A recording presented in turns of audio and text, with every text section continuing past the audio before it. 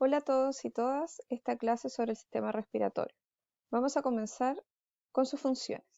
Primero está realizar el intercambio gaseoso entre los alvéolos y la sangre, acondicionar el aire que ingresa a los pulmones. Esto significa aumentar su temperatura, regular su humedad y filtrar cualquier componente extraño como polen o polvo que pudiera contener. Regular el pH de la sangre, actuar como vía de eliminación de distintas sustancias, como el dióxido de carbono, y permitir la fonación. Aquí se muestran algunas estructuras del sistema respiratorio que vamos a revisar a continuación. Recuerden entonces que el aire ingresa por las fosas nasales, ¿cierto? Que son las cavidades que están en la nariz por las cuales ingresa el aire al cuerpo. En ellas el aire es calentado, humedecido y filtrado para limpiarlo de polvo y partículas extrañas. Luego de este aire va a pasar a la faringe. Recordemos, ¿cierto?, que la faringe ya lo vimos en el sistema digestivo, y en el sistema digestivo tenía la función de deglución, o sea, de tragar y empujar el alimento hacia el esófago. Pero la faringe también forma parte del sistema respiratorio. Y en el sistema respiratorio tiene otras funciones. Primero, la respiración, o sea, permitir la inspiración y la exhalación, el ingreso y la salida de aire. Luego está la fonación, que como es un músculo, ayuda a realizar el trabajo necesario para que se formen los sonidos. Vamos a recordar un poco entonces sobre la faringe. Recuerden que cuando respiramos se abre, ¿cierto?, la epiglotis para que pase el aire de la nariz hacia la tráquea. ¿Qué pasa cuando comemos? El aire no va a pasar porque la epiglotis se va a cerrar. ¿Y eso qué significa? Que la tráquea queda aislada, que la faringe se va a conectar con el esófago y va a pasar el alimento. ¿Qué ocurre con el aire? Va a circular, ¿cierto?, por la nariz y va a ser eliminado. Entonces recuerden, por favor, que la epiglotis, ¿cierto?, tiene una función muy importante que regula, ¿cierto?, cómo va a pasar el aire y el alimento.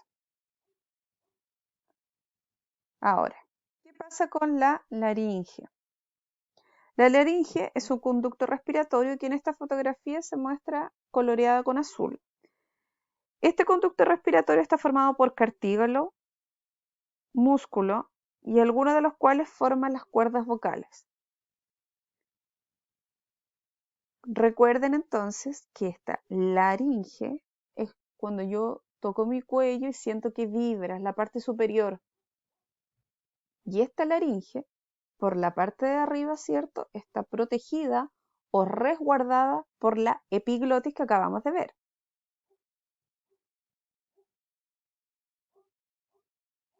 Aquí tenemos otra foto donde, ¿cierto?, muestra este segmento de la laringe.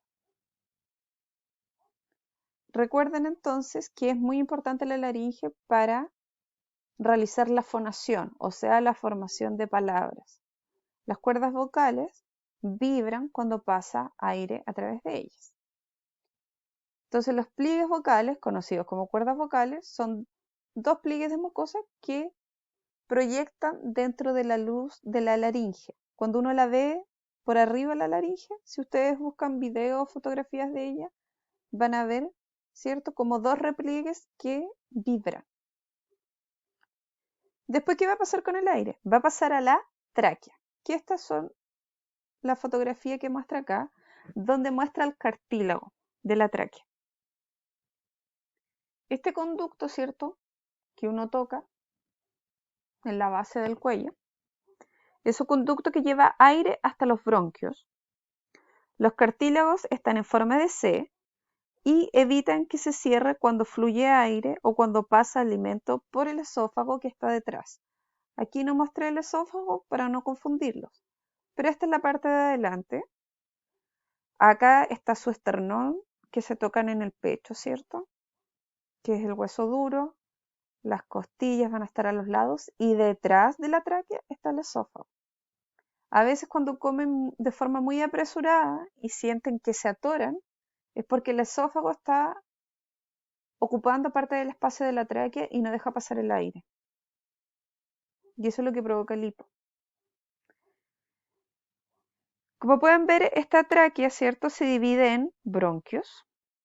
Y estos bronquios a la vez se dividen en conductos más pequeños llamados bronquiolos. Los bronquios, que están aquí, son dos conductos que se forman al dividirse la tráquea. ¿Ven? Tráquea se divide en dos conductos.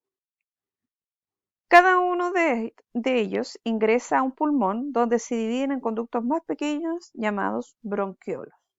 Aquí tenemos, ¿cierto?, los pulmones. Los pulmones son órganos de aspecto esponjoso.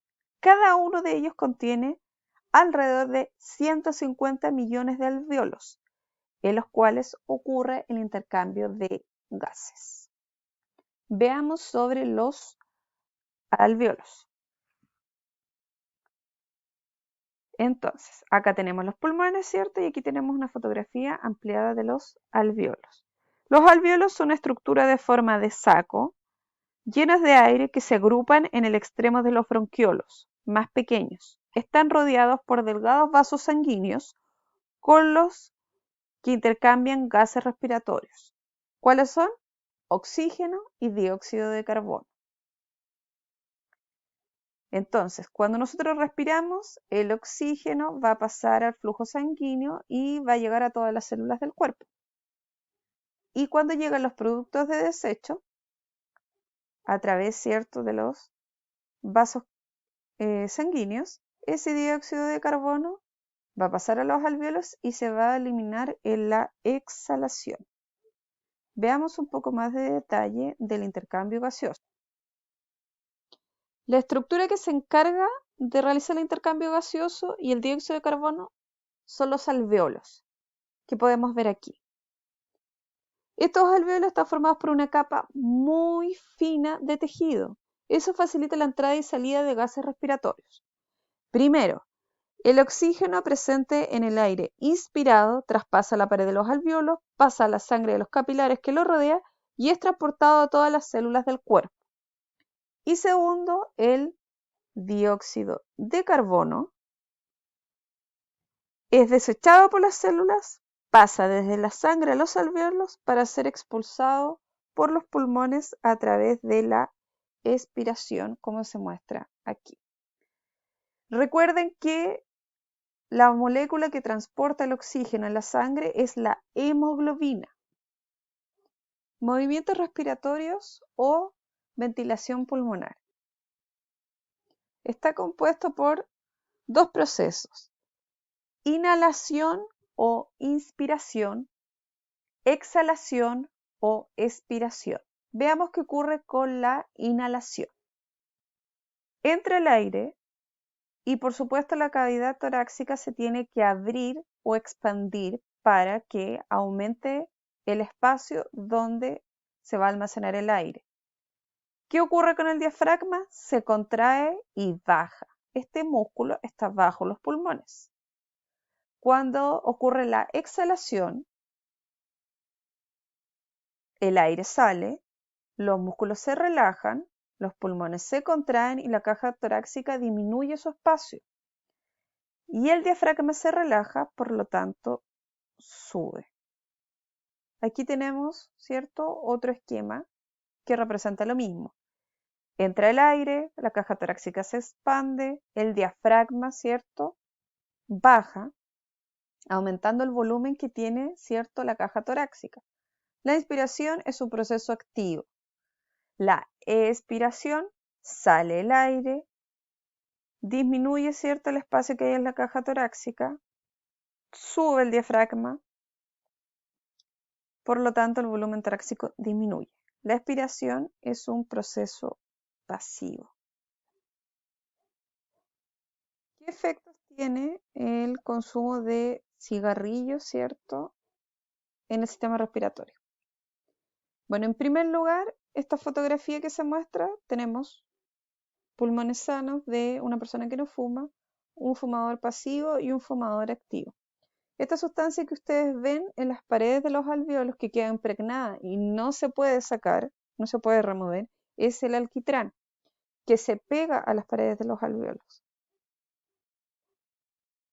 En primer lugar, ¿cierto? Cuando uno fuma, al torrente sanguíneo no pasa el oxígeno, que es lo que necesitan sus células.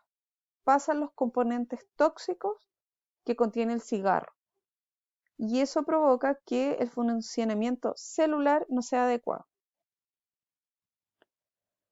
Algunos componentes, ¿cierto?, del cigarrillo. El filtro, ¿cierto?, en primer lugar es un contaminante porque tarda años en degradarse.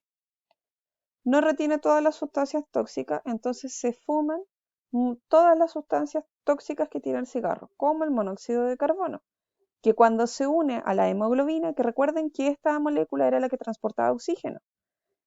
Entonces, en vez de transportar oxígeno, ¿qué transporta? Monóxido de carbono. Y el monóxido de carbono, en altas cantidades y por tiempo prolongado, puede provocar que una persona se asfixie y muera. El tabaco tiene aditivos. Cuando fuman las personas no solo fuman tabaco, fuman otras sustancias que voy a mostrar a continuación. Por ejemplo, cianuro de hidrógeno, veneno usado en cámara de gases. DDT, que es un insecticida. Fenoles, arsénico, que es veneno para hormigas. Tolueno, que es un solvente industrial. Amoníaco, que se usa para limpiar pisos. Metanol, que se usa como combustible. Acetona, que se usa para remover esmalte. Cadmio, usado en las baterías de auto. Se usa naftalina, que es una sustancia que se utiliza para conservar tejidos. Entonces, todos estos componentes se fuman mezclados con el tabaco y producen los efectos que ya vieron en los pulmones. Espero haber aclarado dudas. Que estén bien.